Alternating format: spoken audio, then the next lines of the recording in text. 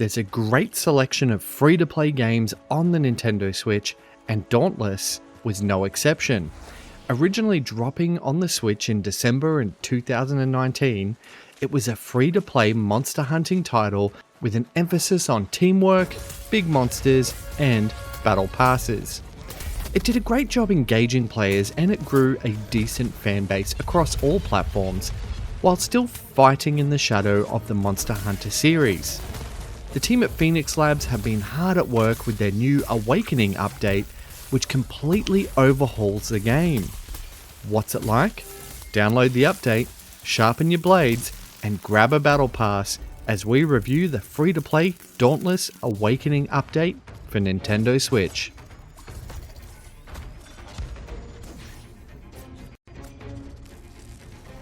Before we take the airship to the Shattered Isles, would you mind liking and subscribing? It's the best way to help other people hunt down this channel, and I can't thank you enough for doing so.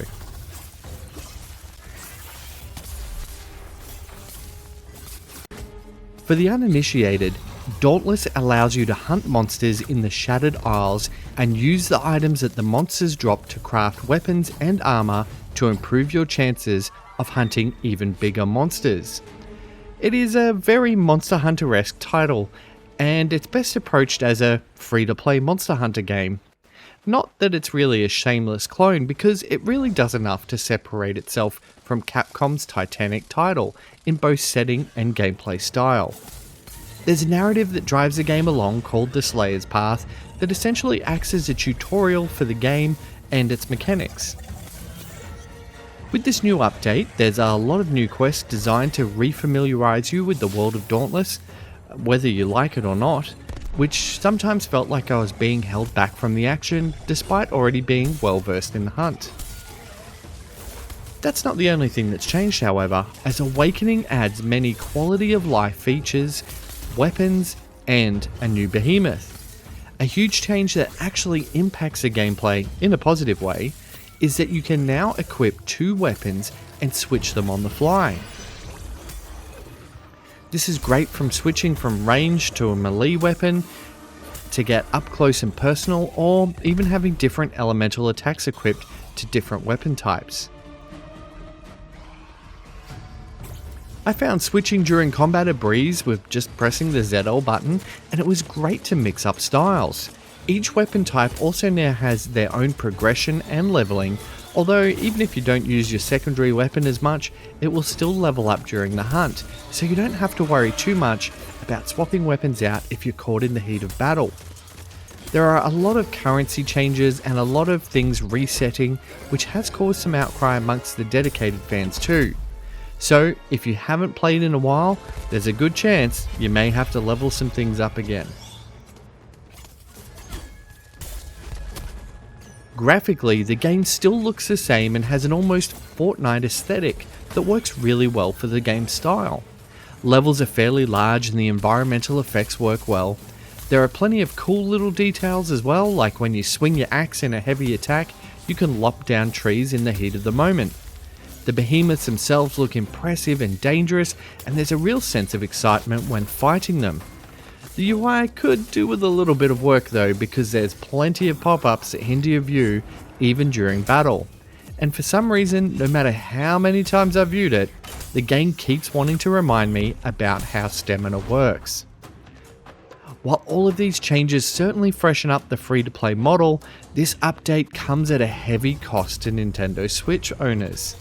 Unfortunately, Dauntless's performance on the handheld console is so poor, it often drops to single-digit frame rates. Sometimes it even pauses on load-in for up to 20 seconds or so, only changing frames once every few seconds. It did have performance issues previously, but the Awakening update has ground that performance to a halt. It's the single biggest thing holding Dauntless back on the Switch, as the gameplay and the unique elements make it so much fun to play. But in the heat of the battle, when the game drops to around 10 frames a second or so, it's a mess. On top of this, there are a few bugs like air cannons just shooting you off a cliff instead of elevating you, and I had several crashes to the home screen as well. It's such a shame because I think I was one of the players most excited to return to the world of Dauntless and revisit the Shattered Isles, only to have my hopes and enthusiasm crash harder than the frame rate. For my vision impaired slayers, there are options to increase the text size for readability and some field of view settings, but as always, I recommend further research to finding out if Dauntless Awakening is for you. And finally, we can tackle the big question we ask with most free-to-play games. Just how free-to-play is it? Dauntless has the standard Battle Pass prices, although they did lock the Alluring Suns Pistols transmog behind the latest Hunt Pass, and that's really upset some players. You can purchase a lot of cosmetics and transmogs for your weapons, but aside from that, you can progress rather easily through the game without needing to make a purchase. The free Hunt Pass included also offers rewards at every level, meaning progression is still rewarded regardless of whether you fork money out for it or not.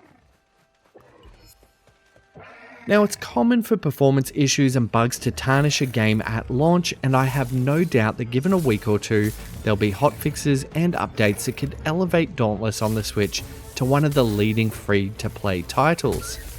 The frame rate issues aside, there's a solid game here, and it doesn't attempt to gouge the player at every turn, which is really refreshing. Unfortunately, as it stands, despite the fun gameplay, the performance issues make Dauntless more of a rude awakening. So, what's it like? Dauntless Awakening is like a Fortnite version of Monster Hunter.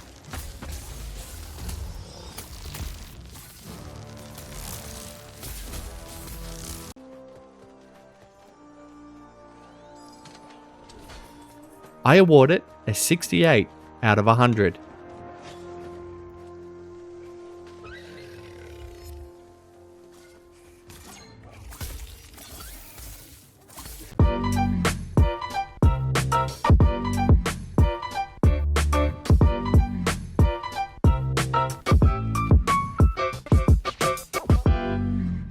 Thanks so much for watching my video. I hope you enjoyed it. The best way you can support me is to like and subscribe and continue watching my content if you enjoy it. But if you do want to go that bit extra, you can buy me a coffee or join our Patreon, which shows you behind the scenes of this channel.